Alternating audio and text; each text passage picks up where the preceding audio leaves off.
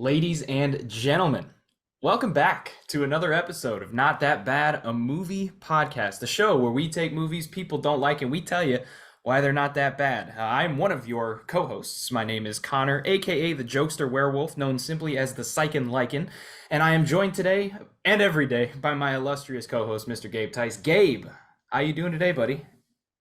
You know what's more boring than talking to a corpse?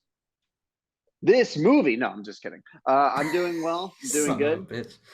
We have a special guest with us today, and this Indeed is a we unique do. situation because, well, me and you, Rob, we know each other outside of the podcast. We've actually met in person. You, at the time, were the curator. I don't know if you still are, but you were the curator for my local Alamo Draft House. So I saw many of your graveyard shifts. You allowed me to introduce my fiance to Phantom of the Paradise on the big screen, and I'm just very indebted to you for that. Yeah, how have you been, man? Good, good. I still host the weekly horror series out in Houston. It's called a Graveyard Shift. Every Friday night we show different horror films. But I love it. It's been very busy 2023, but I wouldn't have it any other way. Yeah, and you've been busy with something else. You have a major project. That's one of the reasons we reached out to you, because it's a big collaboration you did with Fangoria, and you've been on a tour. I see, going to conventions and draft houses across the country. So why don't you just tell our listeners about it? Yeah, so back in 2020, like pretty much everybody in the theatrical industry, I was let go from my job because of COVID. And so I had a lot more time on my hands than I was used to. And I decided to use that time to do something I've always wanted to do, which was write my own werewolf story. So I spent several months writing Werewolf, which is spelled with an H, like where is that wolf, werewolf. And it is a comic book that is about a werewolf that is attacking a furry convention and a guy who has to go undercover at that convention to stop the werewolf from eating all the attendees. It's my love letter to the werewolf genre and all the werewolf movies I grew up watching, including An American Werewolf in Paris. It ran as a webcomic on Fangoria last summer, but next month in July, it actually will be released finally as a physical book. But in advance of that release, I've been touring the country, showing different werewolf films in different movie theaters, and doing pre-sales on the book to get the book out there and connect with fellow lycanthrope fans across the country.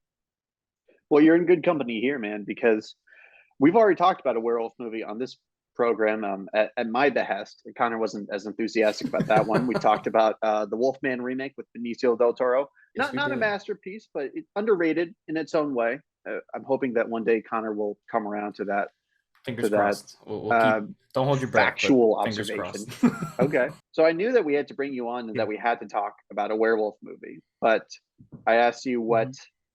are some werewolf movies that I guess you think get a bad rap or that you think are not that bad. And you gave me a short list. We already did the Wolfman remake, but you mentioned one other that I was like really hoping you would say. And You that is manifested it. An American Werewolf in Paris, the oft forgotten sequel to the amazing classic original An American Werewolf in London, which most people regard as one of the best werewolf movies, if not the best. And this is regarded as somewhere closer to the worst werewolf movie ever made. I mean, it has to compete with a lot of howling sequels, but you know that's the conversation you find this movie in. So I would love to hear your history with this movie. Like, it's not often, obviously, that you'll hear somebody who will stick their neck out for this film, especially when they're a werewolf aficionado like yourself, a scholar of lycanthropy. So just tell us a little bit about your history. So first off, I will stick my neck out for any werewolf film. I have the lowest standards probably in the world when it comes to werewolf movies, just because there's so few of them. Werewolf fans are kind of like hostages. We tend to fall in love with our captors because we just don't get a lot of good werewolf films, so we'll take whatever we can get, and we love them. And I've been a werewolf fan since I was a very young child, and so in 1997 when this movie came out, I was let's see, 13, 14 years old, and I'm walking down the movie theater and I see the standee. And I tried to find it online to see if I remember this correctly. I can't find any trace of it. So maybe this is in my memory, but it was like a theatrical standee, the kind you see like in theaters. And it was like a werewolf sitting at a uh counter in a Italian restaurant over a big bowl of pasta, and I was like, "What the? Can I cuss?" Oh, of Oh course. yeah, Yeah. it's Whatever you Yeah, want. encouraged. good, Yeah. good, good, good. All right. I was like, "What the fuck is this? I got to see it." And I had not yet actually seen an American Werewolf in London by that point, but I tracked that movie down, watched it, and then on Christmas Day when this movie came out in 1997, I was there opening night in the movie theater. I went with my best friend, and we dragged his parents to the theater to take us because we weren't quite old enough to see an R-rated movie by ourselves. But I loved this movie. In fact, I would for the first few years after this movie came out, I would tell people this was better than American Werewolf in London. I've wised up since then. I no longer hold that very controversial opinion, but I I do wish you still have a did, very honestly. That'd be even better for us. it would be great for you, not so great for my reputation. But I do have a very strong soft spot for this film. Yeah, Connor, do you have much of a relationship with this movie, or at least the original? The original for sure.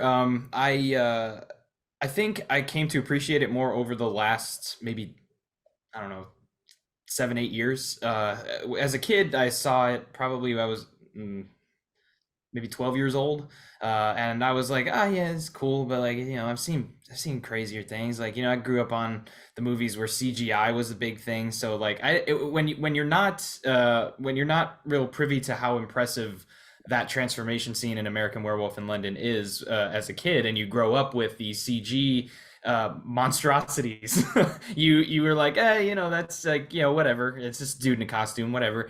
But as I got older, I started to realize how incredible the movie was and how much of a landmark it was, not just for creature features or whatever you want to call it, but as just a film as a whole, whether you want to call it a horror film or kind of does a pretty good job of striking a balance between a few genres there. But it just became an important movie that I tell people, like, if I hear somebody, oh yeah, I haven't seen that movie, I don't really care about those horror movies. I'm like, no, no, no, you have to see this movie. It's a must Mhm. see. And I'm curious. I want to throw that back at you. I want to bounce it back at you here, Gabe. What's your history with either this or even the original? If you have a history with this, I guess you could call it a franchise. I A don't know if you want duology. to. It's a Yeah, duology. duology. Yeah. I mean, like Rob, I grew up on monster movies, and werewolves were the top of the list for me. They were the top tier monster. I started with the Universal stuff, Lon Chaney Jr., Werewolf of London, and it's like my progression, my maturity is very parallel to my werewolf experiences, because I started with that. Then when I was like 7 or 8, I watched the Curse of the Werewolf, Hammer Horror's only werewolf movie, which is definitely a step up in terms of maturity and adult content, and it's also a classic. And then my dad, clearly not remembering anything about this movie, An American Werewolf in London, let me watch it at the tender age of like 9 years old. And it was one of the most definitive, like, traumatic experiences I've had with the movie as a child. And kind of similar to Rob's hostage analogy, I think I developed that Stockholm syndrome. It became just a personal favorite of mine. After that, it was a landmark moment for me personally, just like it was in the history of monster movies and just genre films in general. I mean, it's really hard to make people appreciate just what a game changer this was. I mean, the idea of a horror comedy, like a true horror comedy, was like a very unviable concept back then. It was like a fringe concept that John Landis had a hard time getting off the ground because people just couldn't really wrap their heads around it. And then after that, I mean, between Sam Raimi and Edgar Wright, it's becoming more and more a part of the mainstream.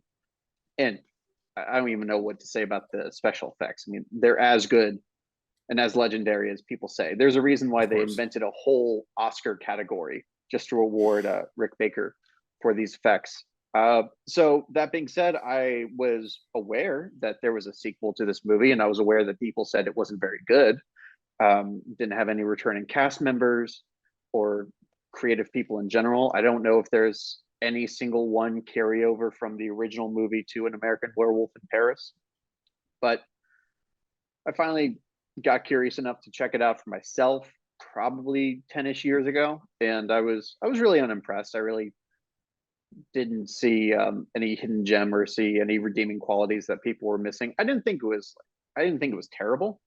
It was certainly watchable for some reasons that we'll get into shortly, but that's my history with it before this podcast. It's just a movie that I gave a chance, and unfortunately, it didn't rise above its reputation. But did that change upon this rewatch? And will that change after our conversation with a true American Werewolf and Paris Hmm. enthusiast? We'll see. Minds have been changed over the course of this podcast.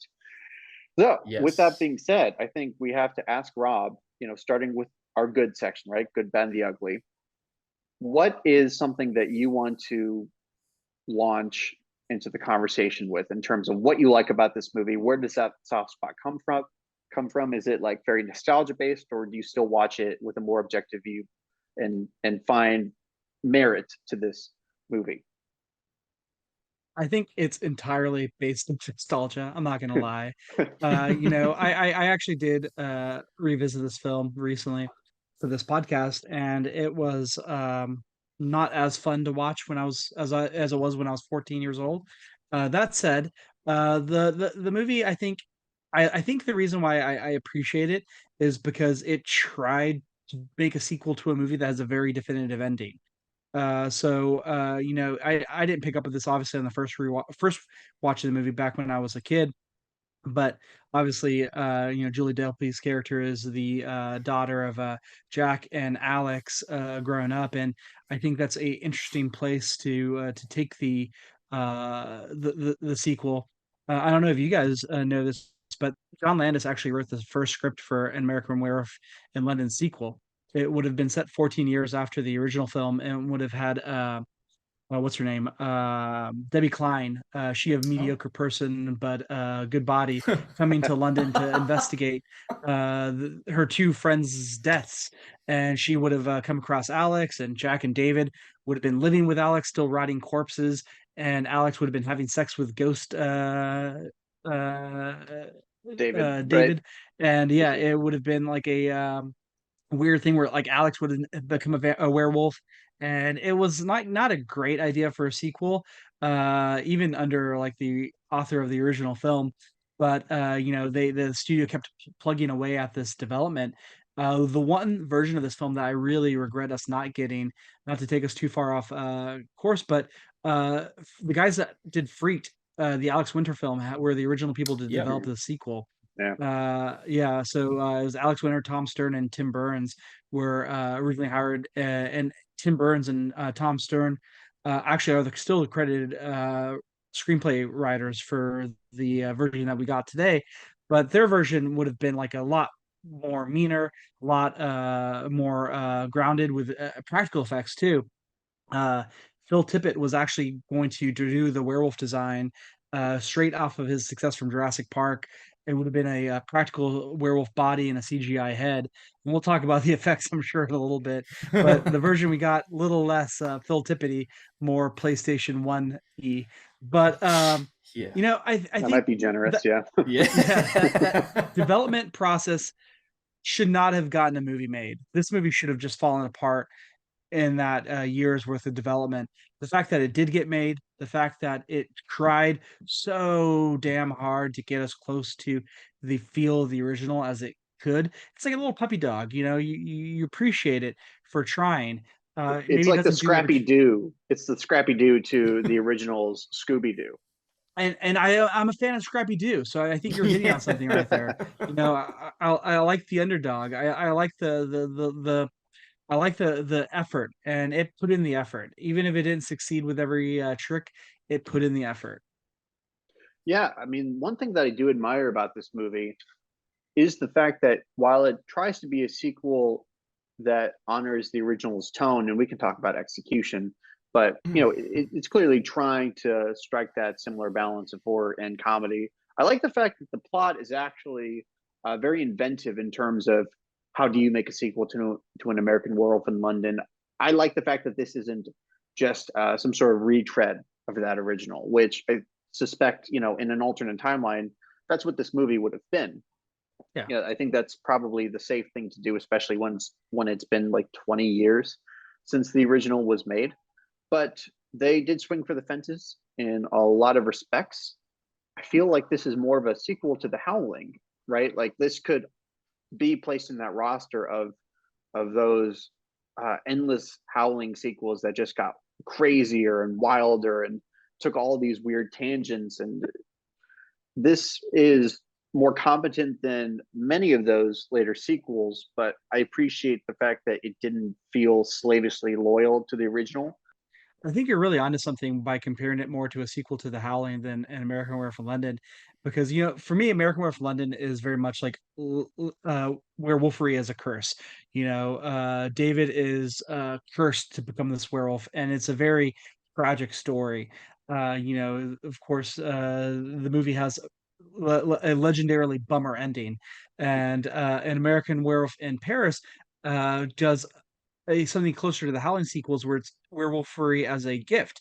And I personally am not as big of a fan of those type of werewolf films where they have like pack mentality and it's Mhm. like an underground society of werewolves that have been living in, secret and hanging out together and probably playing ultimate frisbee on the weekends. That's not the type of werewolf film or book or story that I really respond to.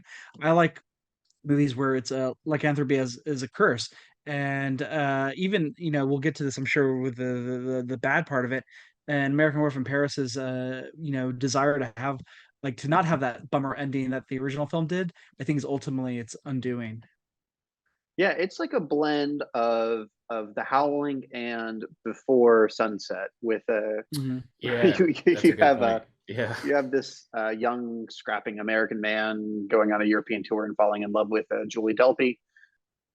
I really try not to fall into the mindset of like any movie is untouchable, because I think it limits the parameters of which a filmmaker could actually make their career happen in a lot of ways. I mean, some filmmakers struggle to get a big project or to get their name out there until they get the chance to do a remake. If somebody takes a chance on them and says, "Hey, we're gonna do a remake or a sequel or something similar," and they do well enough that they shoot into superstardom. I mean, there are a lot more recent examples of that than anything. So it's hard to say like, oh, that movie shouldn't have a sequel or whatever, no matter how successful or popular it is.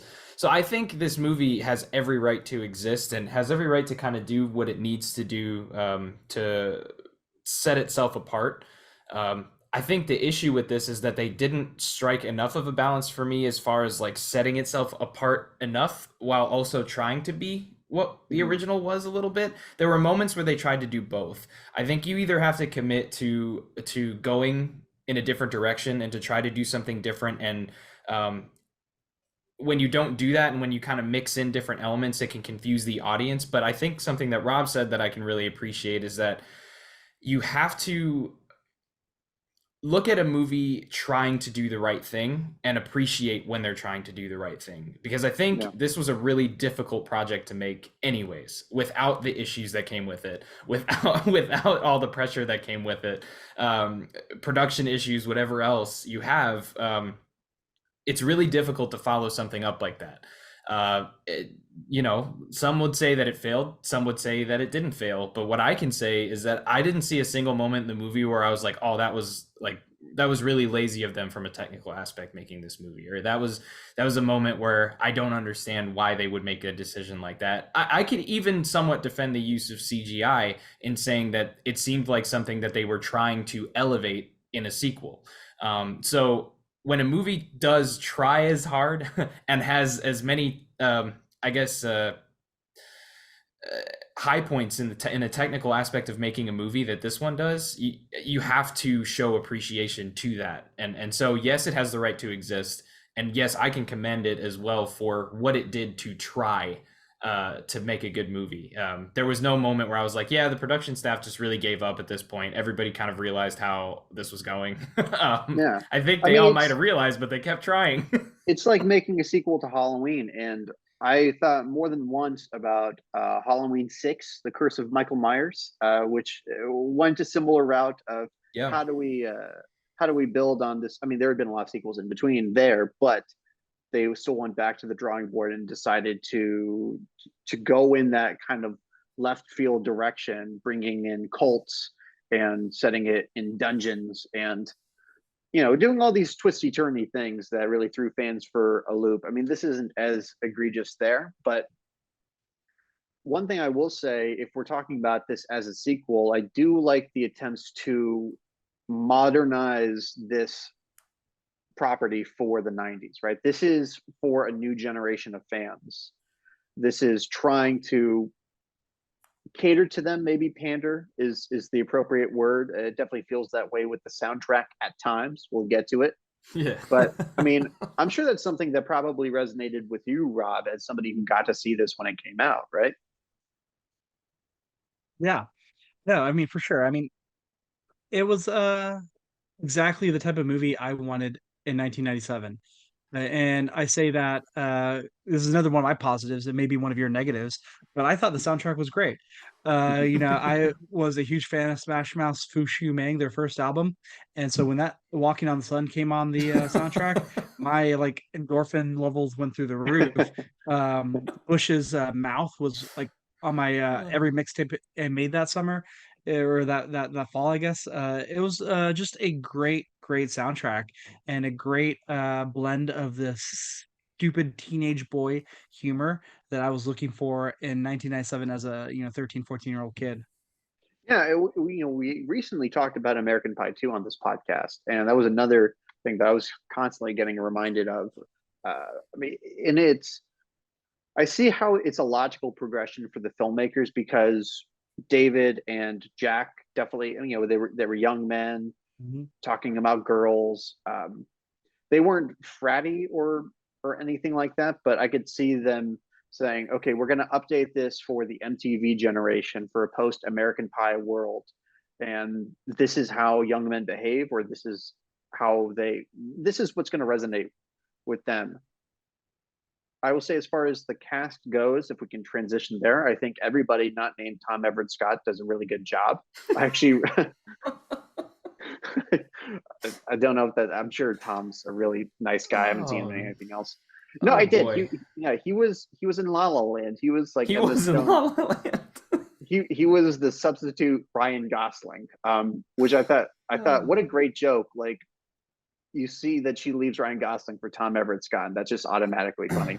But Dude, digs aside, what did Tom Everett Scott ever do to you, Gabe?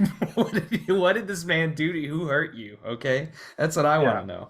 we'll get there. We'll get there. No, but I mean, side comments aside, what I liked about the Friends is that while they seem fratty, and I was not inclined to like them at the beginning, they earned my respect more and more as the movie went on. I mean, these are bros. Like, these are good guys that you want to have as your friend. I mean, the amount of shit they have to do for Tom Everett Scott just to pursue this suicidal woman that they met on the Eiffel Tower.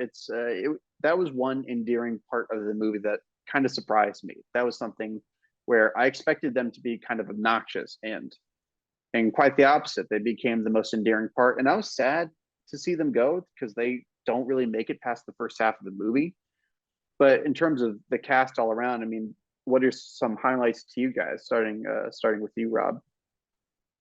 Julie Bowen's great in the film. Thank you. Yeah, she is. Yeah. She's very fun. Like the movie's comedy really works. And all the actors in the film, like Vince Villoff and Phil Buckman and all those guys, they're all really funny folks. I don't think that the movie does a great job balancing the comedy and the horror too great. It skews a little bit more towards comedy than horror, but the comedy that is there, I think is very funny. What about you, Connor? Uh, the two friends, honestly, I will say, like, I sort of mirrored you there. I started the movie like, oh great, oh my god, another late '90s movie with frat boy heroes. This is gonna be fucking awful. And then throughout the movie, I was like, oh, okay, no, like they're not like acting like frat boys anymore. They're kind of just like leveling out a little bit. They kind of see that their friends in a shitty situation. They're trying to help them Mhm. out. They're not your classic like I'm just gonna be a dickhead the whole time. That's what I was expecting, and I didn't get that, and I was very happy that my expectations were not met there. But my expectations were absolutely met as soon as I saw Julie Bowen on the screen. I am a huge fan of hers. I think she is incredible. So seeing her in this, just doing her thing, being arguably the funniest part, I think the most consistent funny part of the movie. Unfortunately, she's in a moment of the movie where I think the editing is a little off-putting. I know why they're doing it, so I don't have a problem with it. But I wish we could have gotten even more Julie Bowen in this. I know she's up pretty high on the cast list. I just wish we could have gotten a little bit more time with her. But other than that, yeah, I would say Julie Bowen's the standout for me. But I don't think. I mean, honestly, I think most of the cast did a pretty decent job. I Yeah, liked there's another Julie that we should yes, probably talk about. yes, Julie First Delpy. off, have we all seen Before Sunset? Yes. Yeah, I mean, my I just cheered up a lot when I saw that she was in this movie. You know, when I was 14, I'd gone through a breakup, and Before Sunset was a resource that I used, let's say, in processing that, and so I just immediately not became smitten with her in a way that, you know, she became more of uh, like some sort of therapeutic presence on screen for me or something.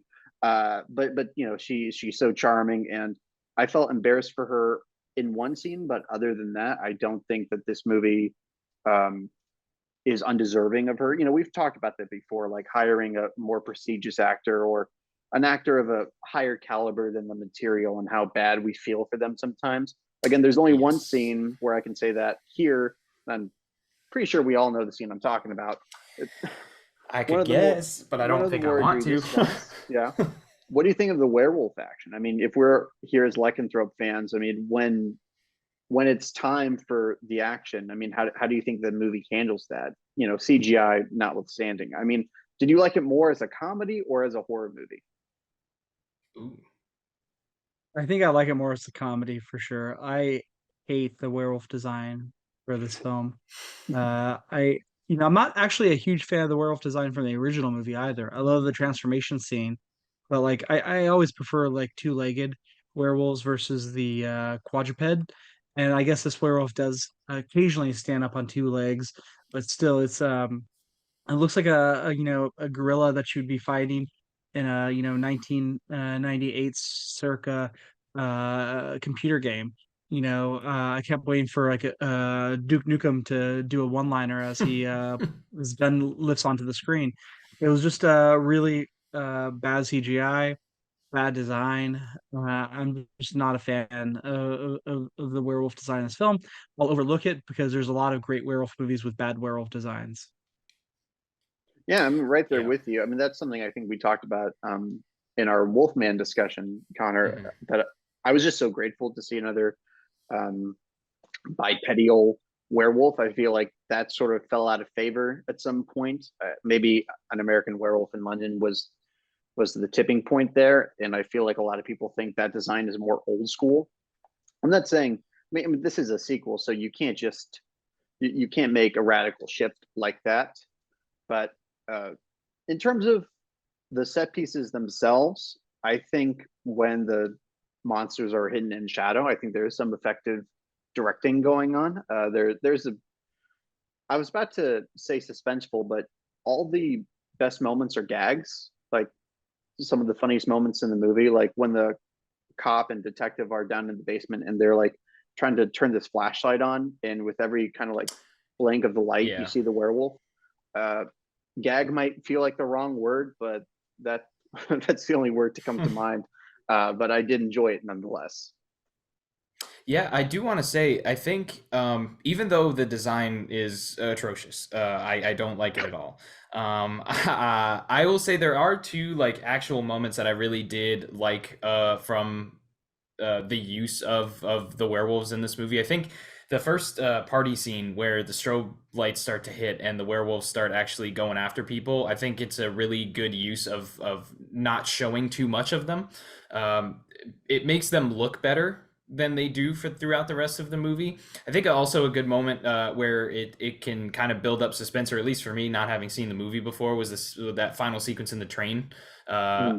I did not know where it was going from there, and so watching it as a first time viewer, I was kind of it was the first time in the movie that I felt like I was actually like as close to the edge of my seat as I could get in a movie like this. I was actually invested. I wanted to know what happened next. So those are two moments, like when he finally turns back into the werewolf, chases him down, and eats his heart. I was into it. Those are two moments where I think the use really worked. I do think though that it was kind of hard to see. I don't know about you, Gabe, and I want to throw it back to you because we got Rob's answer on it, but I would agree with him in saying that I think if you take this movie more on the comedic side, then it might benefit you in your Mhm. viewing as opposed to the other side. I didn't for this. I saw, because honestly, when you see the main poster for this movie, you think like, oh, like that okay, late 90s cheap horror movie. That's what I'd think. But when you see like some of the posters online, which is what I was doing making the art for this show, I was like, oh man, this movie looks sick. Like, Mm. how have I never watched this thing? Like, I don't know. So going into it, I sort of expected that kind of tone. I probably shouldn't have. But I think if you take this movie more as a comedy, it might benefit your viewing. And I'm curious if you would agree with that, Gabe, or if you do fall on the side that appreciates this more as a horror movie. It might make it more watchable, but I actually think it might hurt the movie's legacy because, and we've tried to dissect this on previous episodes. What goes into making that kind of camp classic so bad it's good feel? I think earnestness or sincerity is a huge component of that. And I was wondering, like, why doesn't this movie at least have a shelf life as some kind of modern campy horror movie for our generation? It feels like it should be a thing that you would see on Mystery Science Theater 3000, maybe. um, not saying it's like as bad as those movies, but I think that's the best chance a movie like this has at earning a fan base. But it doesn't really take itself seriously enough to operate on that level. Yeah. Like, can you laugh with the movie and at the movie at the same time? I don't. Yeah, I mean, if you can, I don't think this movie achieves that. But I will say, watching it, like if you're being forced to watch it because you have a podcast where you talk about ill-regarded movies, it uh, makes it more watchable for sure. I yeah, think I think so. comedies have a hard time achieving that like sweet spot that you're describing. Like I hate the term "so bad it's good." I mean, a movie's uh, entertaining. It's a good movie Right. regardless of the quality. But like to that point, like a camp classic, because people who watch those type of movies and like embrace them like to feel that they're smarter than the movie. And I think American Werewolf in Paris is trying to be funny, and so you can't say it's unintentionally funny. If the jokes aren't working, it's just because the jokes aren't working for you, and so you just find this movie boring. The movies that do become camp comedies are movies that are unintentionally funny because they weren't trying to be funny. They were very trying to be very serious, but they Mhm. didn't hit that mark. You know, I think that actually helps the film and its legacy, and doesn't that it's not become like some kind of derided piece of crap. I think the movie largely is just forgotten. People don't hate this movie; they just don't watch it or know about it. Mhm. Joe Dante, the director of The Howling, has this quote where I'm going to paraphrase it, but it's basically if you don't give the audience something to laugh at in your horror movie, audiences are going to find their own things to laugh at, and that's why a lot of the best werewolf movies and lots of best horror films have a little bit of comedy in them, and this one just has a lot more comedy in it. Yeah. I mean, when you look at the ratio of content in this movie, I'd say it's like 60% comedy. And I mean, the counting the screen time of the werewolves, or even just screen time dedicated to the fact that this is a werewolf movie, it's far less than you would expect. I don't know if that's going to be a disappointing thing to people, or if it's something that might be a pleasant surprise. Like, if you are endeared to the cast and this humor and the style they're going for, it actually might work out better for you. So it could be a situation where it falls either way for people. I just think if you're going for this, hoping for a fun, maybe cheesy or goofy werewolf movie, or just something to scratch that itch, it might not be the movie for that, right? There's not a lot of werewolves in the original American Werewolf in London either, though. That's true. If you Yeah. look at the screen time of the werewolf's actually on screen, it's not that much. I think the difference between the two films is that American Werewolf in London approaches comedy and its horror as two very clear, distinct parts. The comedy is comedy and the horror is horror. When the movie's scary, it's really scary, and when the movie's funny, it's really funny. I think the mistake American Werewolf in Paris makes is it tries to mix the two, and so when it's trying to be scary, it then immediately undercuts that tension by doing a joke, usually at the expense of the monster. And so what that does is it tells the audience you don't have to take the monster seriously anymore, and it stops being scary. I think really effective horror comedies like Shaun of the Dead or Evil Dead 2 are really work as a horror comedies because they keep the scary stuff scary and the funny stuff funny. Yeah, there's a total divide, and the filmmakers make it very clear about what they want you to respond to. It's that classic Hitchcock mantra of play the audience like a piano. Steven Spielberg did this brilliantly in Jaws. Right before you see the shark in clear view for the full time, Roy Scheider has a really funny line where he says, "Why don't you come down here and chomp down some of this shitter?" Some paraphrasing there, and then the audience had one of the biggest jump scares in the history of movies given to them right after that moment, and there was a clear turn, there was a clear shift, and there's just not that kind of control, I think, on display here. Even though I admire a lot of things about the direction here. I think it's very it's almost gothic at points. It's over the top and in a fun way that sort of does keep you engaged, even when the story isn't making the most sense or it's not moving at the pace that you might want. It's still, he's using the camera very well in a kind of Sam Raimi-esque way of like, a lot of like really fun kind of like fisheye wide angles, and it's moving around all over the place in some of the scenes. And there was the strobe effect, which might be dated, but I think actually it makes that the most tense scene in the movie, that whole massacre at the club. But it sounds like we're talking a lot about some problems with the movie, so I think we can go ahead and start really diving in to the bad here, unless we have one last good thing, one last compliment we have to pay. Takes place in Paris. That's always interesting to Yeah, look Paris is cool. Yeah. No, I mean, it was a cool too. shift. It was a cool shift in locations. It makes it like a James Bond. First they were in London, and now they're in Paris. And I mean, it could have been a franchise. Like if this had been successful, we could have had an American Werewolf in Budapest, or an American Werewolf in Seattle. I don't know. Why would an American Werewolf already be in Seattle? Like that would be an American Werewolf. That's dumb. Right? There's a reason why this didn't turn into a franchise. Never mind. Well, on that note, folks, let's talk about the bad.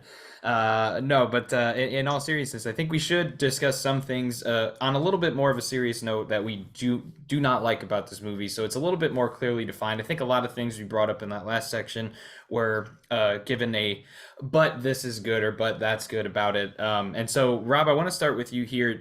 If you'd start with like one of the bigger problems that you have with the movie, especially if you notice anything upon this most recent rewatch. Yeah, well, I feel like I spent most of the good section beating up on this movie, so I'm gonna rehash parts of it that again. But yeah, for me, the biggest problem with the movie is the CGI.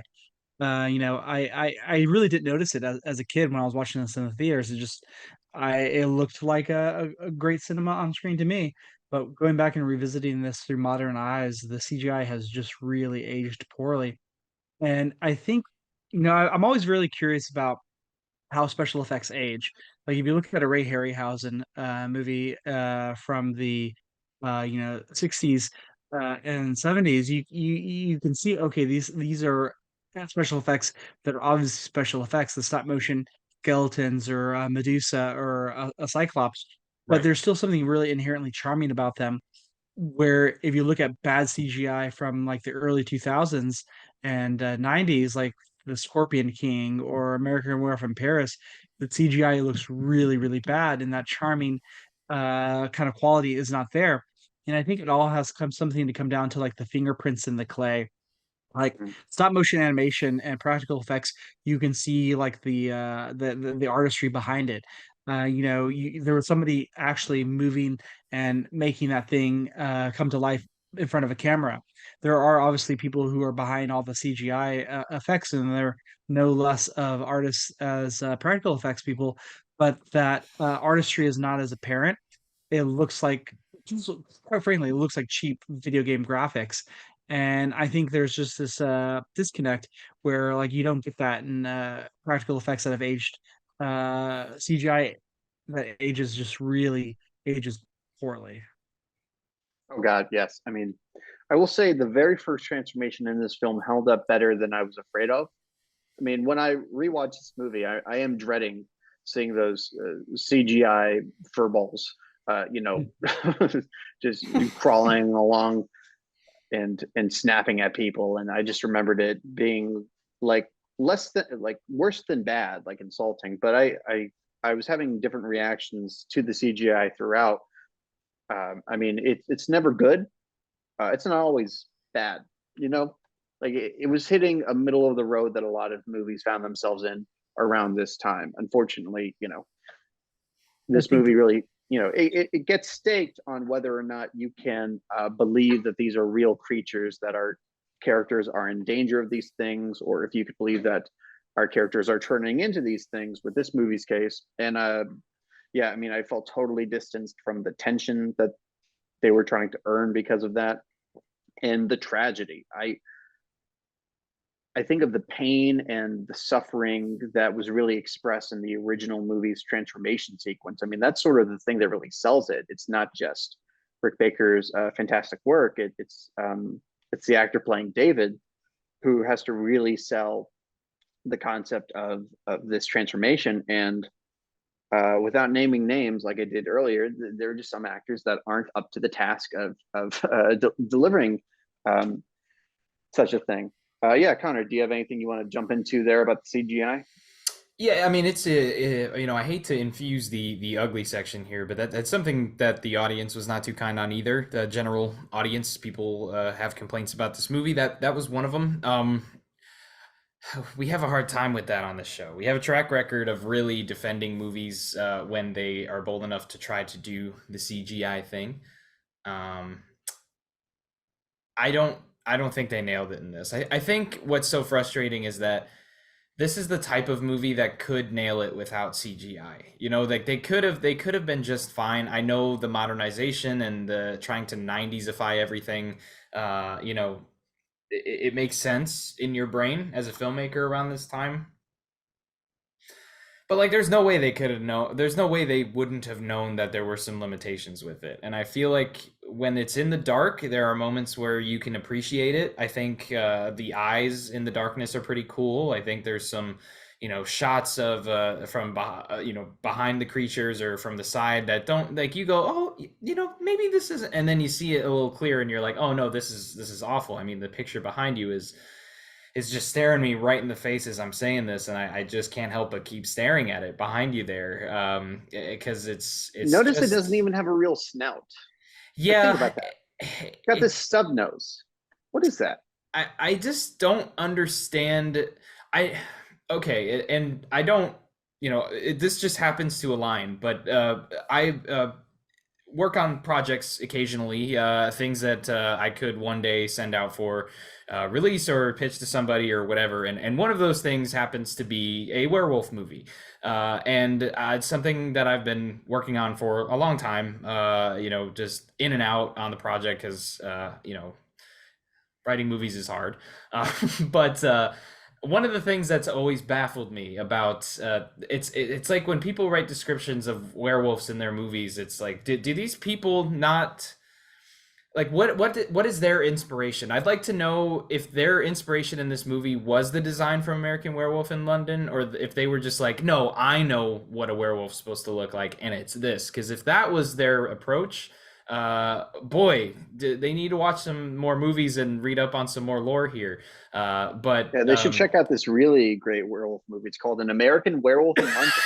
I mean, it's like even if like Rob had mentioned not loving the design in that movie, and I can understand that to an extent. I just wish that the filmmakers would have realized that this is this is a wolf creature. We have to make it somewhat resemble a werewolf, or like even if they wanted to go back to like the Lon Chaney days, you know, of like a wolf man.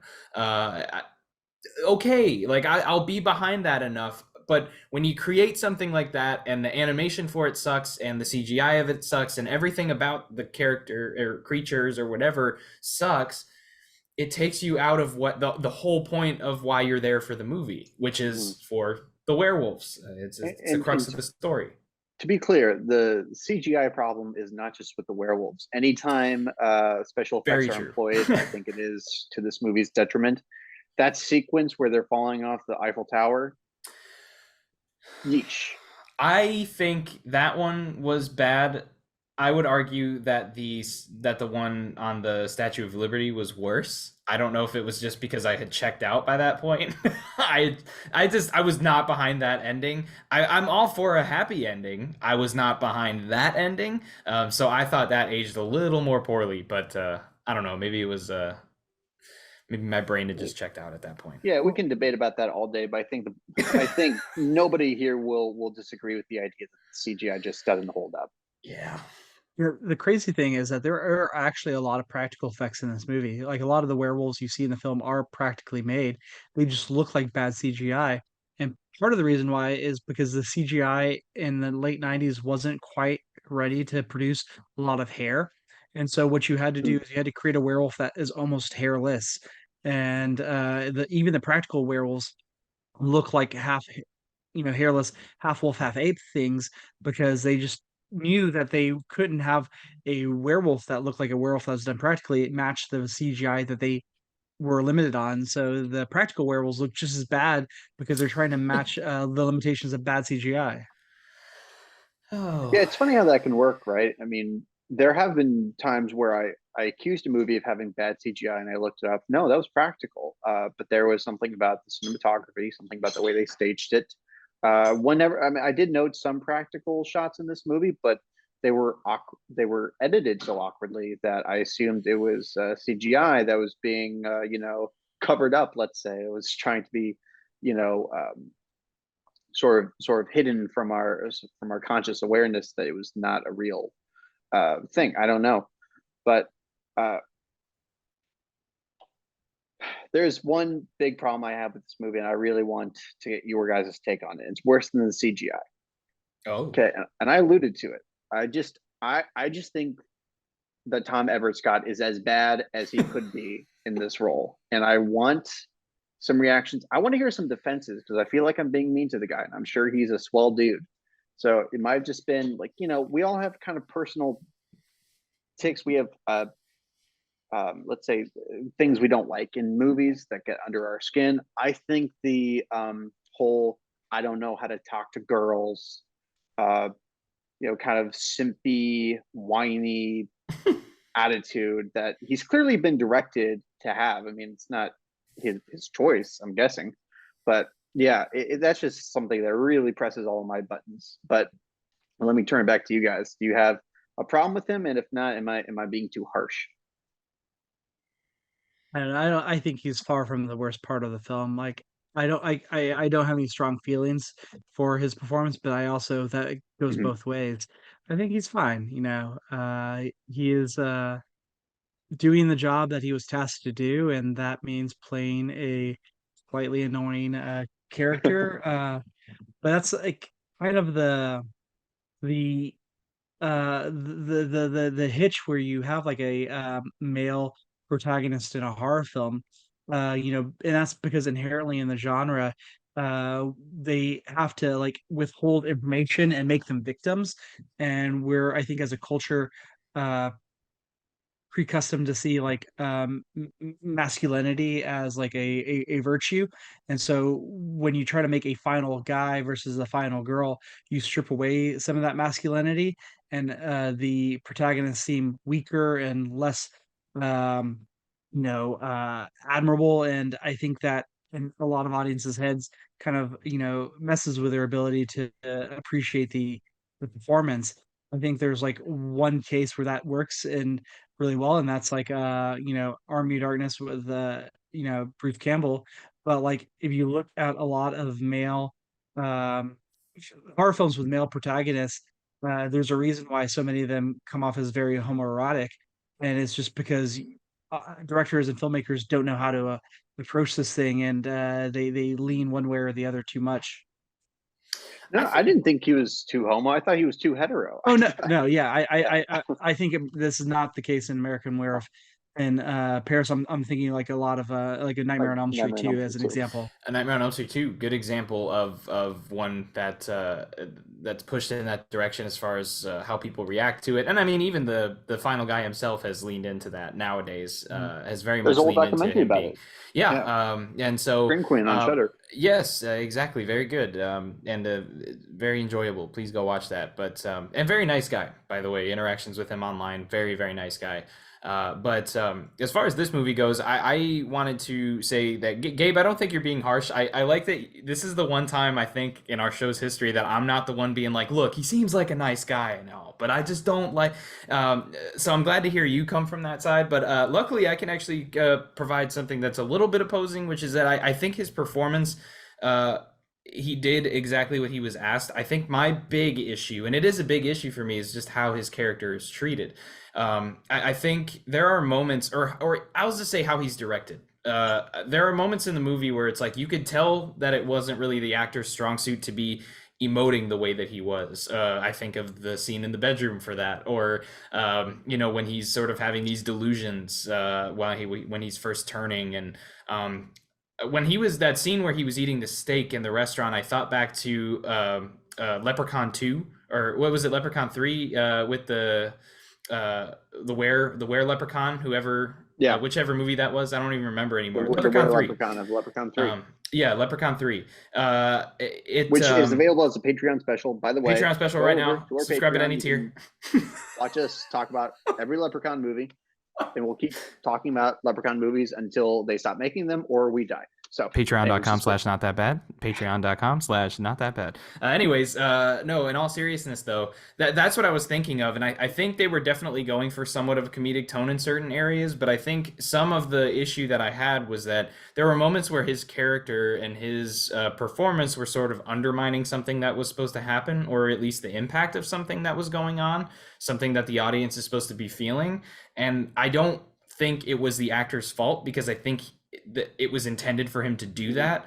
But I found him to be a very unlikable character throughout the movie. I wasn't behind this guy. I think until that last that scene on the train, where I was like, oh, okay, like here's where he can get his redemption. I believe in this now. I can get behind this. Up until that point, I really wasn't behind it. I was like, I'm not really looking forward to the scene where he's got to like kill this chick and eat her heart or whatever. I don't know.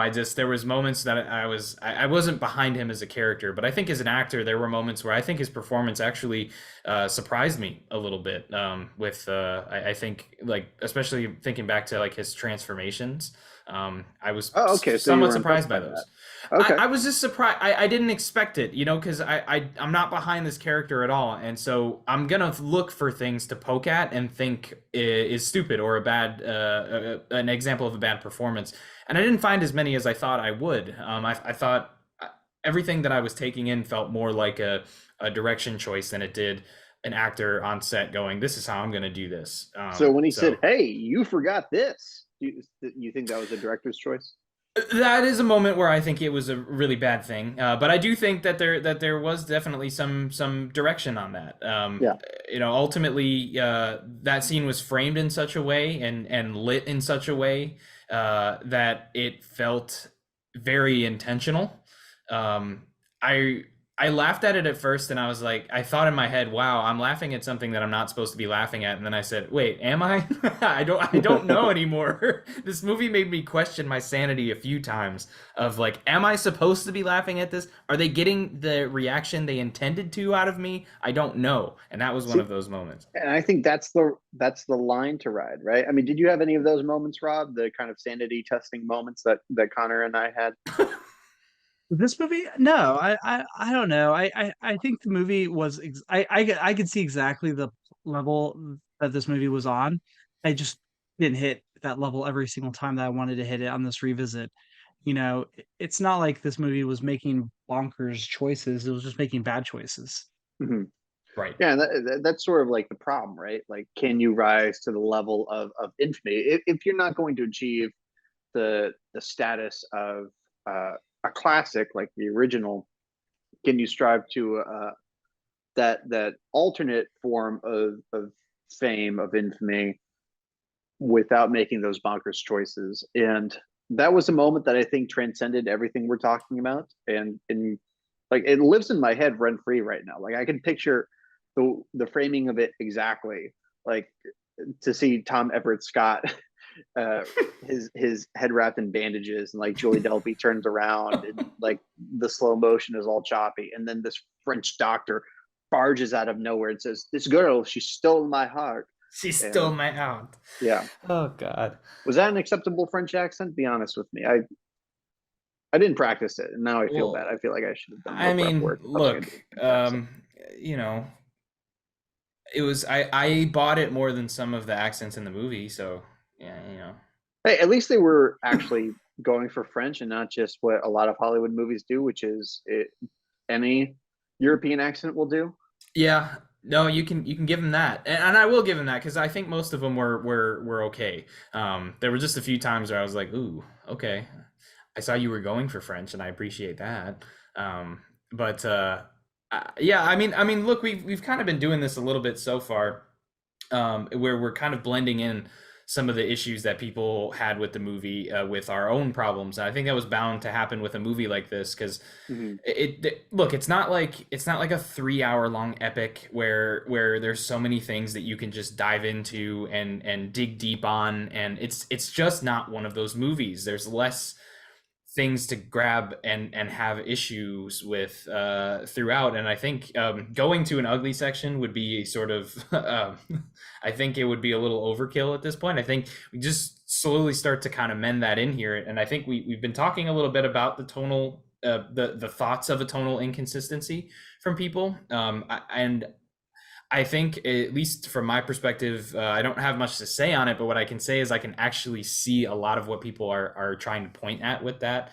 I think what we just discussed is a perfect example of that, where I fall into the category of somebody who it wasn't a huge issue for me per se, but it did confuse me at parts. I found myself laughing, and I'm like, "Am I supposed to be?" And that's the thing, right? Is if a movie's making you laugh intentionally, usually you know it. Usually you're like, okay, like that's supposed to be funny, and that's why I'm laughing. Or and when it doesn't do that, that's the mark of, like, generally speaking, a bad movie, or for lack of a better term, a so bad it's good movie, camp classic, like you said, Gabe. But I couldn't tell if I was laughing at the right parts in this. There were moments I know they were trying to make me laugh that they didn't. But there were also moments where I was like, are they like, is that what they're going for here? Like, I can't tell. This is so ridiculous that I don't know if this is supposed to be funny. Gabe, it sounds like you kind of had that as well. Am I off center with For that, or? me, yeah. I mean, for me, it comes down to performance choices, right? I think that's where I might have a confusion about the intended tone or the intended effect. Like, I I think everything they're trying to do with Tom Everett Scott is supposed to be funny. I mean, he's like it's Scott Pilgrim, or Shaun from Shaun of the Dead, right? There is an archetype they're playing off of that does lend itself to humor, and I think most people go at it from this angle, and I think he went at it from a different angle. That's the best way I can explain it, because like I found myself laughing despite myself at a few moments. Uh, and yeah, that is the question of like how much credit do I give the movie, because I think they wanted me to laugh, and I did laugh, but I'm not sure how, if it's like a laugh in good faith, you know? To quote Lauren Michaels of Saturday Night Live, it got a laugh, but did it get the right laugh? Yeah, that's Oh, that's a question yeah. I ask myself a lot through this movie. I think it's a Um, question we ask ourselves a lot throughout a lot of the movies we cover on this yeah, show.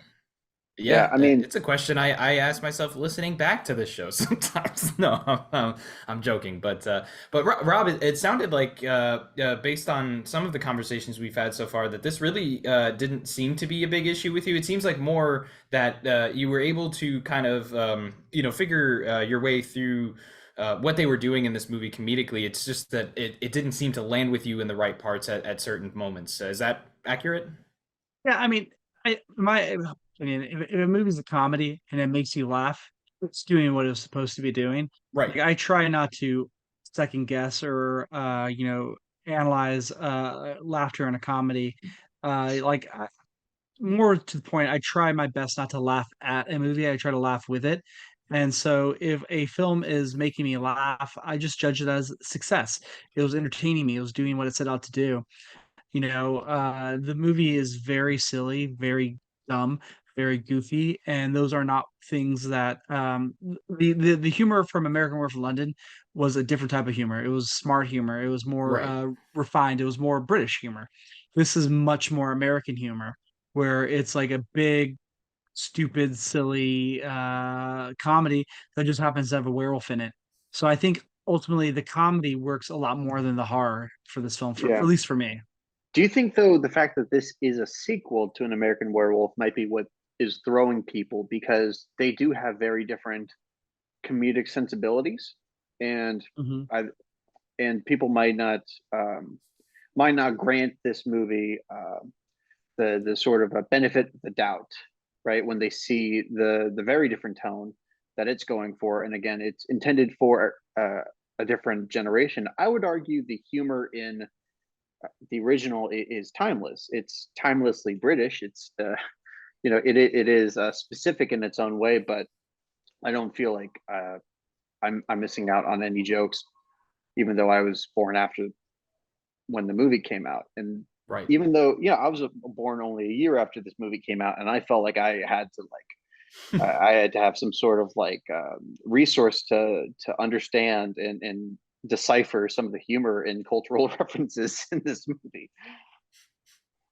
I mean, I think the just put make sure this is put out there for the record on this podcast. I think American Werewolf in London is a near perfect movie. I think this is a far from perfect movie. So I am in no way want to establish like any type of equality between the two films. This movie is not operating at the same level as the original does. That's why people, I think, don't appreciate this Mm. film. And even my appreciation for the film is colored very much by, oh, I was a teenage boy when I watched this movie. That's why I enjoy it so much for what it is. But yeah, I think there's no great mystery as to why people like an American Werewolf more than they like an American Werewolf in Paris. It's a better movie. But what I think this movie has going for it is the fact that it is just a very 90s movie. And so if you have any great affinity for the 90s, whether it's the music, the humor, the just extreme energy of bungee jumping off of uh, uh, landmarks, that is the reason why you would appreciate a movie like this. If you do not like the music of the 90s, if you do not like the humor of the 90s, and if you do not like the extremeness of bungee jumping off the Eiffel Tower, yeah, you're not going to like this movie. Would you call this a time capsule in its own way? Uh, a time capsule of some of the worst parts of the 90s, yes. Yeah. Yeah. I do not want this movie to be what represents my youth. Like there are other movies out there that I would be like, yeah, this is like me from 1997. This movie is it is a time capsule of a very specific month in 1997 that most of us would probably rather forget. Hey, that's a time. Yeah. Yeah, Yeah. it's important to remember those times too, Sure. and that's something you brought up. Something that I'm glad you brought up because I wanted to I wanted both Gabe and I to touch on it before we moved forward, which is the soundtrack. We've talked about it a few times throughout. It's something that we've been discussing here. Gabe, what do you think about the soundtrack of this movie? Is it a pro for you or is it a con for you? I mean, look, I'm not too good for Smash Mouth. I never said that. You'll never find me saying that. Walking on the Sun is a very it's a much smarter song than people give it credit for. I don't think it's being used in the way that highlights that quality about it. I don't know. I'm just like, it's a song about like drug addiction and generational empathy, and it's just being used for apathy, and it's being used in this little montage where these dude bros are looking down women's shirts and things like that. So I mean, they picked the right songs, but not for the right context. I don't automatically hate any song on this. Like, I don't think that it's insane that they had a Bush song in it. I wish there could have been here's what I will say. The original movie famously had only songs in the soundtrack that had the word moon in the title. And I would love to have heard at least one song from the 80s or 90s that had the word moon in the title. Like, if you're making American Werewolf for a new generation, I would like to at least for them to acknowledge that tradition, because there's really nothing that feels specific or careful about their use of songs in the soundtrack, right? It just feels like somebody chasing the zeitgeist or chasing a trend, and it works for some people in the same way that I get nostalgic anytime I turn on the radio and I hear Britney Spears or somebody from my youth. It's a good feeling. I'm not going to give them a whole lot of props for it, I guess, is what I'm going to come down to. It's nowhere near. It was not done with the care and the craft of the Daredevil soundtrack. Well, you're not going to get any arguments from me on that one. I just want to say too, I think the soundtrack itself is incredible. I think the use of it, I definitely could have used a little bit. I didn't love that the parts of this movie just felt like an extended music video.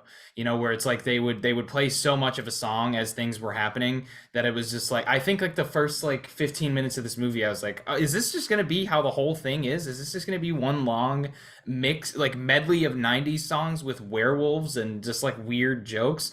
But I mean, shit, I'm not complaining. The song choices were incredible. And I want to throw to you, Rob, any last things you wanted to say about the soundtrack in this? While there were not a lot of songs that had moon in the title, for the record, the music video for Bush's Mouth is set on the moon. So I think that is Oh, no, good that catch. that song is actually one of my favorite Bush songs. It's a great song, but specifically the Stingray mix, which is the version found on the American Werewolf in Paris soundtrack. The Oh. original version of Mouth that was on their album, not as good. So if anything, Mm. that is the reason why American Werewolf in Paris should exist, is because we got this amazing remix of the song out into the world. No, I mean the soundtrack, the needle drops are a little silly and too frequent, and yeah, I think the moon iconography is missing. I did read an original version of the script back in like the 90s when I was a kid that had moon songs all across the soundtrack, but I think somebody at the studio was like, "Hey, no, we gotta sell soundtracks to the youth. How are we gonna get our music videos played on MTV? We have like a Cat Stevens song on the soundtrack, so that is the reason why we have like Skinny Puppy and Better Than Ezra and Fastball instead of like yet another rendition of Blue Moon." Hey, if they had gotten Bush or Smash Mouth to make a new rendition of Blue Moon, I mean, why not? Yeah, we do That, have a cake covering Barry White's "Never Gonna Give You Up," so we got that going for us. yeah, I didn't realize that's where. I mean, I guess the songs here aren't original to the soundtrack. It sounds like Mm. they were all previously picked. Okay, because usually like with Daredevil, they commissioned all those Evanescence songs, and it lives on forever because of that. We have that to thank Well, for. no, the Evanescence songs actually predate Daredevil. Oh, damn it, They were we got that wrong. company that was releasing Daredevil, like Fox, also owned the record company that had Evanescence on the label. That's some corporate synergy going on there. That is smart Yeah, marketing, is what it is. that's smart marketing, but I think we're gonna have to print a retraction on that Daredevil episode because I Maybe. mean I think that's because the synergy was so strong that like you could believe that. Well, Um, the Evanescence album came out after Daredevil, and I know this because I was in high school and I went immediately and bought a copy of that Evanescence album the day it came out because I had heard it in Daredevil, but they had actually released like some EP demos of the Okay, songs years before Daredevil. gotcha, Fantastic gotcha, album, by the way. Um, fantastic. Yeah. but yes, agreed. All right, so soundtrack covered, CGI covered, tonal imbalance covered. So anything else that audiences have a problem with that we need to address here? I think we covered like a lot of the major ones. I mean, Mm, look, acting is something that we touched on a lot I did. throughout this, and we talked a lot about the CGI, like you said, tonal inconsistencies. I mean, again, this isn't one of those movies that like that I think people have a long list of complaints. I think this is a case of a movie where there's not a whole lot to hate, but you could hate those things a lot. You know, the weight of hate, for a lack of a better term, could be very strong in this movie as compared to some, like, you know, if somebody showed up not liking one of the Lord of the Rings movies, like they probably have a whole list of things that they don't like about those movies, if they could, you know, have a reason for it. There's just they're different type. This is a different type of movie, and Yeah, I think we covered everything about as well as we can. I think unless anybody else wanted to cover something, we could give our I final did want verdicts. to. I wanted to pose a theory. I wanted to pose a theory about this movie. This is not any sort of pro or con. This is just an observation that I wanted to test in this discussion because around this time in Paris, in France, there was the rise of far right groups led by I think his name was Jean Marie Le Pen, whose daughter is now the head of that far right party in France right now. Uh, Xenophobia, racism, all that stuff. France was seeing the rising tide of that. So I was really curious if it's possible that the villains here, these werewolves who want to use their lycanthropy to cleanse France of the scum and the scum that receive welfare and the government's charity. I mean, once I lay it out like that, do you guys think it's possible that there could have been an intentional uh, critique there? Oh yeah, I definitely think they were taking inspiration from that. I just think in Europe in general there was like a lot of fascism going on, and you can't ignore the way that the werewolves look with their shaved heads and you know Yeah, tattoos and all that crap. Yeah, Yeah, she literally it's says skinheads at one point, or mhm. no, he does. The guy, the main character, says skinheads are planning a massacre. Mhm. So yeah. I mean, actually, when you say it all like that, it feels like pretty obvious to me. Which, hey, if you want bonus points for me, taking your movie and making it some kind of a fuck you to people like that, call me woke, call me whatever. That's just a huge bonus points for me. So if that was intentional, if it was a statement, hey, I mean, I got to give it props for that, especially because, I mean, that must have been like an intentional thing that they felt strongly about because I see a lot of movies ignoring something like that in order to deliver just a cheap or uh, substance less kind of movie, right? Mhm. fair point. In fact, I think I'm going to pitch this as an editorial somewhere. Writing down notes Oh, as we speak. All right, that'll be very fun. cool, very Can't wait cool. to read that one. I can't wait to write it if it gets picked up. If it gets picked up. So, guys, if you, the listener, want to see that, just comment below and Yeah, like this bother all the video and places that subscribe, Gabe writes for. and go ahead and donate to the Patreon if you're feeling so generous. You son of a bitch. All right. Well, before this turns into an extended advertisement for all of our Of, forms of here, her side let's hustles, yeah.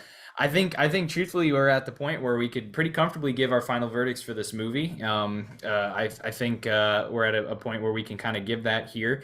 Now, for anybody not familiar with the show, maybe coming to it for the first time, we have four potential ratings that a movie can land on for this. It's either that bad, it's not that bad, it's actually good, or in some rare cases, it's actually great. I want to start with you here, Rob. I know this is the movie you brought today. Thank you for coming on and bringing this movie. Sort of wrap up your thoughts on the film and give us a final rating, if you could. You know what? Yeah, I think most people who watch this movie are not going to like it, and I understand that. I've made peace with that. I don't know if I like it on most days, but I think like I mentioned at the very start of this podcast, I am held captive by the movie just because I watched it at a very specific point in my life, and because I just have such a deep dedication to werewolves and film and media that like I'll take whatever I can get. I will say that this movie is not that bad. It's not great. I would never recommend it. And if you only have the chance to see one more movie before you die, do not make it this film. But it is not that bad. Yeah, that's a fair analysis, man. And I'd commented that my history with this movie is mostly being unimpressed by it and really not giving it too much more credit than its reputation would suggest. But it's funny what a real conversation can do. I mean, you guys have highlighted things or making me see things in different contexts that I might not have been inclined to see it initially. Because when I saw this, I mean, you know, I did not have people in my life that were game to have a deep dive discussion about an American Werewolf in London, let alone an American Werewolf in Paris. So yeah, having a conversation about it and hearing you can see the charm through other people. Like I can sort of experience a vicarious charm just because it doesn't remind me of my youth, but I don't know. I think the fact that it has the personality and it has the um, whatever you want to call it, the ability to elicit that kind of effect on people, I think it's still something that I see, even if I don't resonate with the specific cultural markers. It is a movie aimed at young, dumb men. And as somebody who was and probably is still a young, dumb man, I can't say that I feel totally detached from the movie anymore. The werewolves are basically useless, and it probably should not have been a sequel to an American Werewolf in London. But if this were a Howling sequel, this would be easily top two Howling movies ever made. And it Hmm. will have a legacy for me as being a rare werewolf artifact from a time that was really not seeing a whole lot of werewolf cinema. Unfortunately, I think the late '90s was really devoid of werewolf movies, and this at least tried to fill that void. So yeah, it's not that bad. Okay, all right. Well, I guess that leads to me here. Why do you sound so nervous, Connor? I'm What are in you gonna say? danger. No. In all seriousness here, my discussions about this movie. This was a first time watch for me. So it's something that I look forward to revisiting down the line. Look, I mean, this came out in '97, same year as Steven Seagal's Fire Down Below and Steel, two movies I would never watch again. This movie is not on that level. However, I don't know what this says about me or my thoughts on this film, but also released in 1997 were the poorly received Mortal Kombat Annihilation and Batman and Robin, both of which I would rather watch than this movie. I did not hate my experience. There were things that I did enjoy about it, but ultimately, I think I fall more into the category of people who don't really have that great of appreciation for this movie. It has the opportunity to grow on me, and I'm going to give it that chance as time goes on, revisit the movie. I think I owe it to people like Rob and people like out there who are very very into the lore that comes with werewolves and wolfmen and all the associated creatures, I guess you could say. I would like to revisit this and give it another shot. For now, though, I would be selling myself short if I did not say that this movie was that bad. I would personally give it a slightly lower rating than its 2.2 average. Really? And so, yes, and it just didn't connect with me. And it's not a movie I would tell somebody not to go see. If somebody said, "Hey, I'm thinking about checking it out," I would say definitely check it out. Have fun, be careful, use protection. But yeah, I think it's a movie I And make would sure that recommend to protection is somebody. really a condom and not chewing gum, because Yeah, the companies will yes. get you for that. Yes, yes, very much so. So yeah, I think it's a movie that I wouldn't stop somebody from watching. But if somebody asked me for my recommendation, would I give it my seal of approval as a movie that's not as bad as people say, or even better? I couldn't reach that point. So Mhm. I will be the villain of the episode, and will say that this is indeed that bad. Hey, we'll see if it Sorry, grows Rob. on you. I mean, no, I mean, we've all had, I think, very different experiences. And in a funny way, Rob and I are actually kind of like converging, where it seems like his initial experience was much more positive than this most recent rewatch experience. I guess I'm the opposite. I've enjoyed it more for sure, and here I am giving it um, a better rating than I might have thought at one point. I think if you had asked me just based on memory, I would have said it's that bad. But speaking of werewolf media, we have to once again uh, let you guys know about Rob's graphic novel, Werewolf. Can you tell people where they can find it once it gets released on print? Yeah, no, it'll be available everywhere on Amazon, Barnes& and Noble, Target.com. Check your local bookstores on July 7th. But I'm currently still touring the country, visiting movie theaters. In LA and San Francisco and Minnesota in June, and Virginia and South Carolina in July. So, you can check out werewolfcomic.com to see links to buy all this stuff and where I'll be on tour. Fantastic. Well, hopefully I'll get to someday see you on that tour. I really wish I could have made it in the one in LA, but it's funny you actually got there right after I left for Houston. So hopefully it'll work out one day again. But seriously, like best of luck to you, man. I'm so excited about Yes. uh, what this is doing for you. And I mean, I can only imagine where things are going to go from here. I mean, this has just been a really great thing to see you go and share your creativity with people and your love for these movies, these types of movies. Thank you so much. Yeah, and thanks Absolutely. for coming on today. This Yeah, is a it's fun my conversation. pleasure. Is a movie that I never anticipated visiting for the first time, and now that I did, this is a movie that I can check off. It's one that I have been fighting the check on, and I'm so glad I'm able to kind of get that check mark now and have this fun conversation about the movie. Um, uh, we will have links below for Rob's stuff so that you can go find him, follow him, whatever it is that you want to do with him. Hopefully, it's appropriate. But with us, you can also do that with us. We have our website, which is notthatbadpod.com. It's got all the links for our social media pages, all of our videos and podcast links to all of our platforms. So go check that out. Or if you are feeling generous, we have mentioned patreon.com/notthatbad, where you can subscribe at any tier to get our monthly specials. That's any single tier, the lowest to the highest, whatever you feel like giving us. If you do feel like doing it, you can get some stuff out of it. So consider that if you would. Gabe, curious if there's anything else you'd like to cover before you take us out.